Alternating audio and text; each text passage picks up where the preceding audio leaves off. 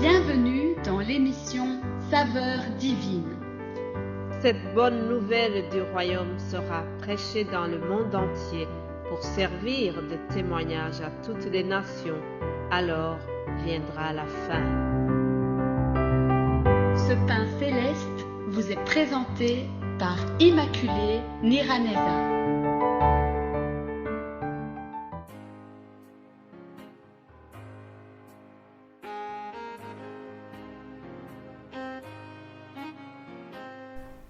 Shalom, shalom, mes bien-aimés de Dieu qui écoutent l'émission Saveurs divines.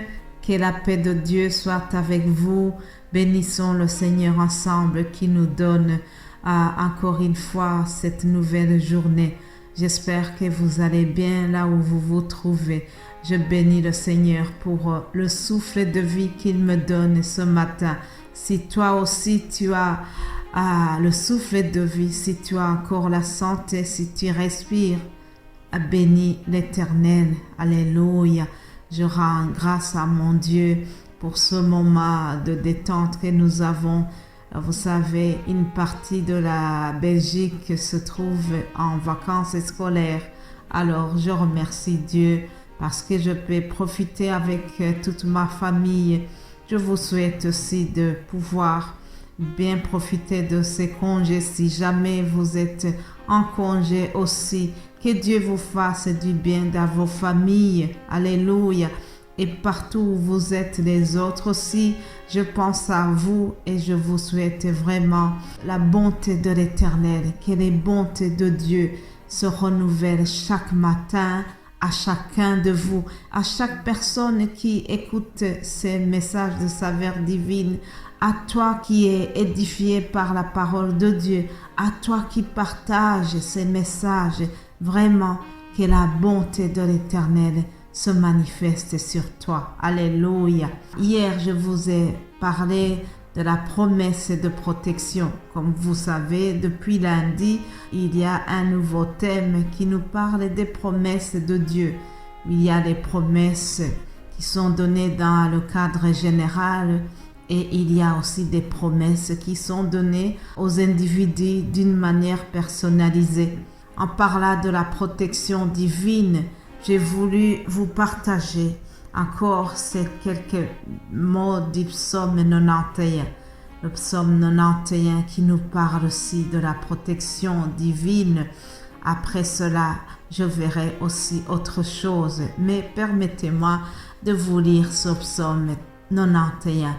Commençons par le verset 2 qui dit « Je dis à l'Éternel, mon refuge et ma forteresse, mon Dieu en qui je me confie. Car c'est lui qui te délivre du filet de l'oiseleur, de la peste et de ses ravages. Il te couvrira de ses plumes et tu trouveras un refuge sous ses ailes. Sa fidélité est un bouclier et une cuirasse. » Alléluia. Verset 7. Que 1000 tombent à ton côté et 10 000 à ta droite, tu ne seras pas atteint. Alléluia. De tes yeux seulement tu regarderas et tu verras la rétribution des méchants. Car tu es mon refuge, ô Éternel.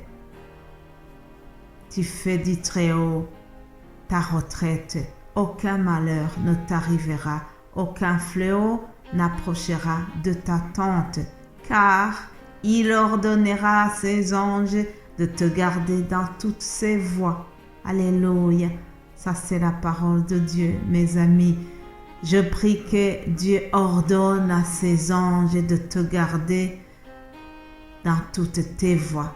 Qu'il ordonne à ses anges de te protéger partout où tu passes. Que ses anges viennent t'accompagner. Oui, c'est la promesse de Dieu. Et notre parole nous dit que l'ange de l'Éternel campe autour de ceux qui aiment le Seigneur. Alors, que ça soit de la même chose pour toi. Alléluia. Voilà, chers amis, j'ai pris ces quelques versets de ce psaume pour ajouter au message que j'ai donné hier qui parlait de la protection de Dieu. Maintenant, je vais vous parler des promesses qui ont été données à David. Vous savez, le roi David est très connu. Ça a été un grand roi d'Israël. Aujourd'hui, on en parle encore. Le roi David a connu vraiment une renommée exceptionnelle. C'est celui-là à qui Dieu a dit que c'est l'homme selon son cœur. Waouh! L'homme selon le cœur de Dieu. Je souhaite qu'aujourd'hui, Dieu nous regarde et qu'il dise: oh, toi, Désiré, tu es l'homme selon mon cœur. Toi, Georgette, tu es la femme selon mon cœur. Vraiment, je citerai tout le monde, mais je n'ai pas le temps. Sachez que Dieu vous connaît par cœur. Alléluia. Je prie que Dieu se réjouisse de nous à tel point. Alors, à David, il a promis des choses. Lisons 2 Samuel chapitre 7. Au verset 8 d'abord, il est écrit: Maintenant, tu diras à mon serviteur David, ainsi par l'Éternel des armées, je t'ai pris au pâturage derrière les brebis, pour que tu sois chef sur mon peuple, sur Israël. J'ai été avec toi partout où tu as marché.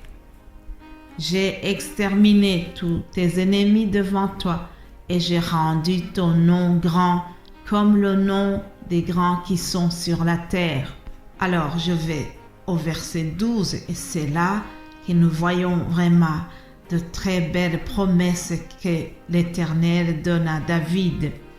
Verset 12, il est écrit: Quand tes jours seront accomplis et que tu seras couché avec tes pères, j'élèverai ta postérité après toi, celui qui sera sorti de tes entrailles, et j'affermirai son règne.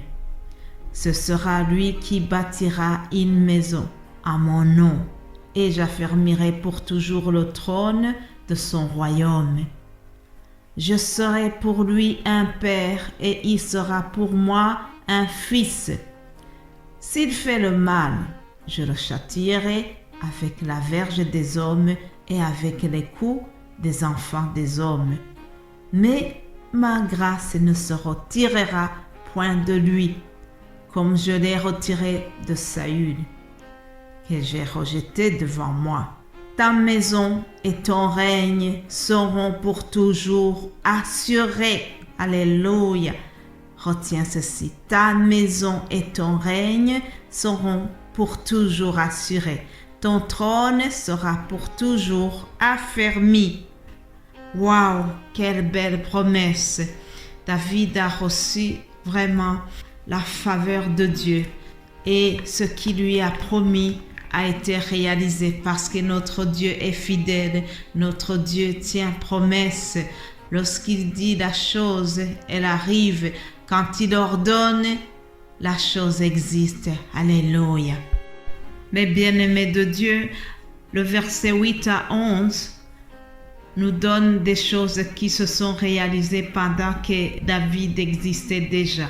Oui, quand Dieu promet des choses, il y en a qui arrivent de notre vivant, mais il peut arriver que d'autres promesses que Dieu a données sur nous peuvent se réaliser même après notre mort. C'est ce qui s'est passé pour David. Parce que lorsque son fils Salomon a régné, David était déjà mort, mais tout ce que Dieu avait prononcé sur Israël, ça s'est accompli. Il avait prévu qu'il y aura un grand roi, que le règne va vraiment s'établir et être un règne éternel. Il faisait déjà allusion au Messie, le Christ qui est né. Ah, alléluia, c'est pour cela que souvent, lorsqu'on parle de Jésus-Christ, on dit fils de David, parce que cet aveugle qui criait fils de David, aie pitié de moi, tout cela faisait allusion aux promesses que Dieu avait données au roi David. parce que de son règne est ici aussi le règne éternel, le règne du Messie qui est arrivé plus tard. Alléluia. Dieu a rendu son trône vraiment très grand. Le nom de David a été très grand comme il l'avait promis. Dieu a donné un demeure à Israël. Dieu l'a délivré de tous les ennemis. Pendant le règne de David, tout ce que Dieu avait promis a été réalisé. Encore une fois, c'est parce que notre Dieu, quand il promet, il accomplit sa promesse. Je termine le message ici et nous allons continuer demain. En attendant, je vous souhaite de passer une excellente journée sous le regard de notre Seigneur Jésus-Christ. Amen.